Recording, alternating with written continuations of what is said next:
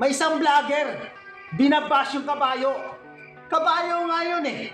Bakit mo naman ibabash yung kabayo? Kabayo lang yun, nagpanggap na tao. Kaya lahat ng mga kinakausap ng pinapahiya, nagpipiling na nga ano yun eh. Nagpipiling na siya na ay matalino dahil marami sa pera. Bakit naman kasi ganon, ato? Bakit mo naman ibabash yung kabayo? Ha? Dapat naunawaan mo, yung kabayo nga walang modo yun. Huwag mong i-bash. Alam natin, pinapahiya yan yung bata sa national TV. Pero dapat, huwag mong i-bash yung kabayo. Kasi alam mo naman, walang alam naman talaga yun. Kabayo nga, di ba? Bakit mo i-bash? Ha? Ito si Ato Page eh. Hindi dapat ganon. Ha? Kabayo yun eh. Dapat huwag mong pagtuunan ng pansin yun. Walang modo yun eh. Ang dami ng pinapahiya yun sa national TV. Akala mo nakakatuwa yung mga ginagawa niya. Ha? O, tingnan mo ngayon.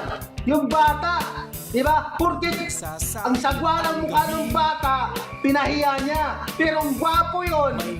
Sabihin pa niya yun, ang cute oh. Gano'n na sasabihin niya. Hindi tama yung ginagawa mo, Ato. Binas mo ng binas yung kabayo dyan sa national TV. Ha? Hindi maganda kabayo nga, baka masipa ka nun. Sumisipa yun. Ha? Kawawa na nga yun eh. Di ba?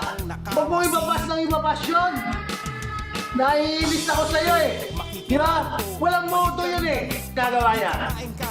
Pinapahiya niya yung batang pangit doon sa national TV. Ay! Hindi talaga makatao yun. Nakaunawaan kita. Pero, dapat hindi mo siya dapat i-bash. Kasi, hayop yun eh. Hindi naman tao yun. Nagpanggap lang na tao yun. Kabayo yun, maraming nalilinlang. Isa yung kabayo sa totoong buhay. Tandaan mo yan, Ato. Itong si Ato, binabash yung kabayo eh. Walang halaga yun. Ha? Hindi kasama sa lipunan yun. Dahil kabayo yun. Ha? Walang modo yun. Diba? Maraming dumidikit doon, marami yung kaibigan na sikat kasi may pera yon. Kasi sikat din yung kabayong yon. Ganon.